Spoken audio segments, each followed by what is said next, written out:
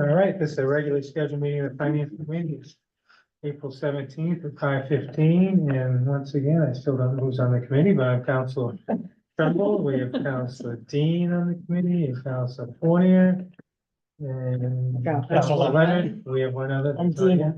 And Councilor Kakabaga is out here. Other councilors present, Councilor Pelletier, Councilor Schaefer, Councilor Fish, and, okay, Councilor Hawes.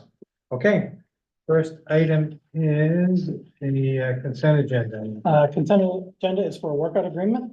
This is for Barbara Roy at 35 Webster Avenue North. She just completed her sixth agreement with the city, paying back her back taxes. The agreement was for $900 quarterly payments, plus all current bills outside of the agreement to be paid on time. She has complied with all of those terms. Would like to set up a new agreement. She still has $4,700 that is outstanding, so she is whittling it down. We're looking like another 2 years or so, year and a half, and she will be caught up. So our approval is to go ahead and do that. She's met all the terms of every agreement that she's been with, so our recommendation is to do another agreement.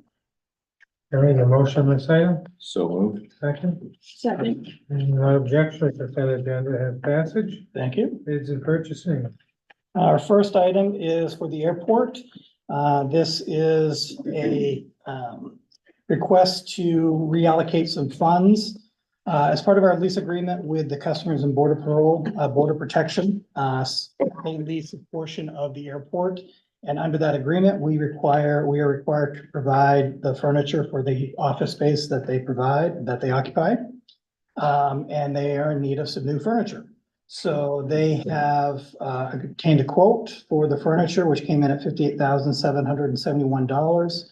The airport has some money budgeted that was originally planned to replace a gas diesel fuel tanker. They've assessed their equipment and have decided that that vehicle does not need to be replaced at this time, so it's going to get pushed out. So they're looking for approval to reallocate the $58,771 to purchase this furniture for Customs and Border Protection.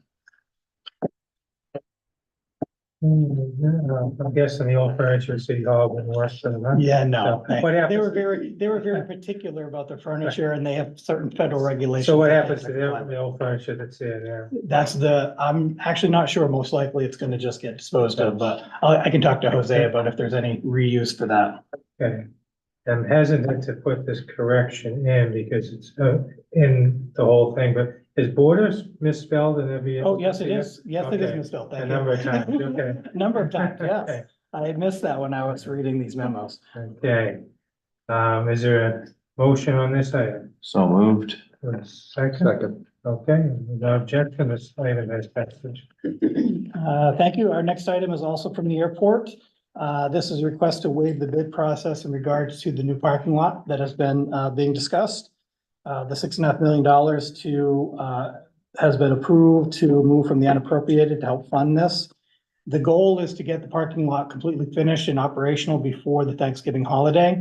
In order to do that, we need to expedite certain parts of that, and going out to bid for engineering and design services would delay that at least a month, if not a month and a half. Carpenter Associates is already at the airport helping with the design and engineering for the terminal project. They are available to begin work immediately on the parking lot. So the airport staff asked for a quote from them. They quoted $298,900, which seemed within the realm of engineering and design services. So they're looking for permission to waive the bid process, contract directly with Carpenter Associates to get that work started. So then the actual construction can begin, and if the timeline holds, the new parking lot will be ready for the holiday season. Any questions or motion? So moved. Second? Second. And I would just say, I know there's no buildings going up, but still less than 5% of the cost seems reasonable for that, so without any Yeah, there's objections. gonna be a lot of electrical work, Yeah. lights and other stuff. So I think that is cool. Oh, this is Council Fournier's favorite subject, fund balance policy. So our next item is to create a new reserve. This is the vacant property reserve, so the council order, which would go onto next week's agenda, will amend the council order 1128 228, which is our fund balance policy, to add a new assigned fund balance for vacant property reserve. With the establishment of the vacant property registry, there's gonna be fees coming in, that's gonna be collected on that. And so what we were thinking is that once we offset the cost of the program and the expenses, we take a look at that at the end of each year, like we do with, some other things like health insurance savings. And we look at if there's available money to be able to put that into a reserve to help offset future costs of demolition or boarding up properties or other issues with vacant properties, so that we have a pool of money that we can do that with that won't impact the tax rate down the road. If we also could use additional, if there's excess money in unassigned fund balance, that we could allocate also to this reserve as well. So this would establish the new reserve and establish the funding source and how the money would be used in future years once we get established with some funding. Okay, any questions or motion, Council Ponier? I guess I have to have a question. So are you gonna pre-fund any of it? Not at this time. Not at this time, but the fees that will be generated will. Right, our anticipation is the fees will All be right, more than the cost of the program, and we'll have some money to put in there at the end of, probably not this fiscal year, but maybe there may be a chance to fund it with some unassigned fund balance. And I see the city manager shaking yes, so we'll probably put some money in at the end of this fiscal year. I'll make the motion. Okay.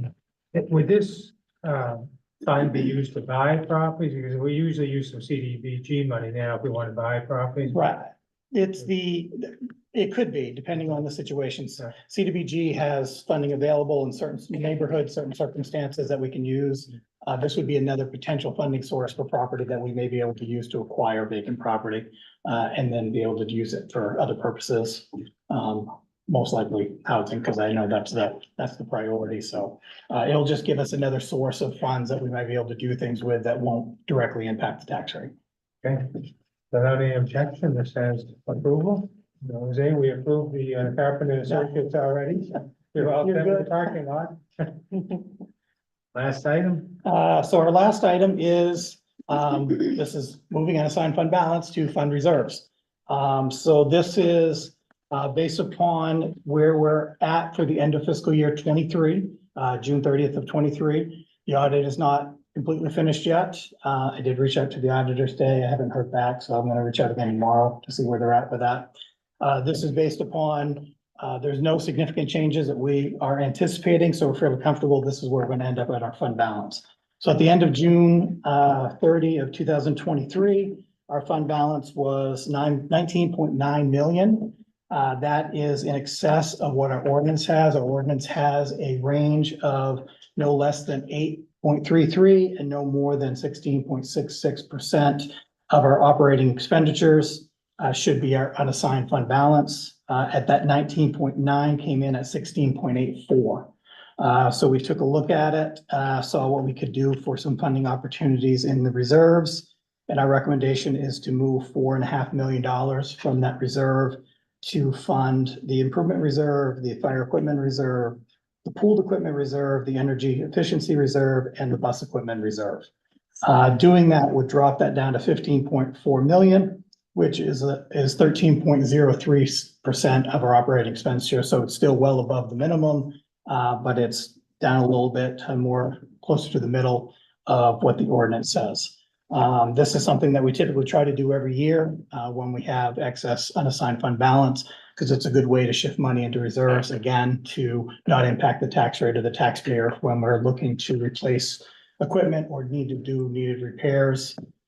You'll see in your budget book this year there is always in the city manager's proposed budget, the use of some of these reserves to help pay for some of the costs, again, to try to lessen the impact on the mill rate and the taxpayer. What's the improvement reserve?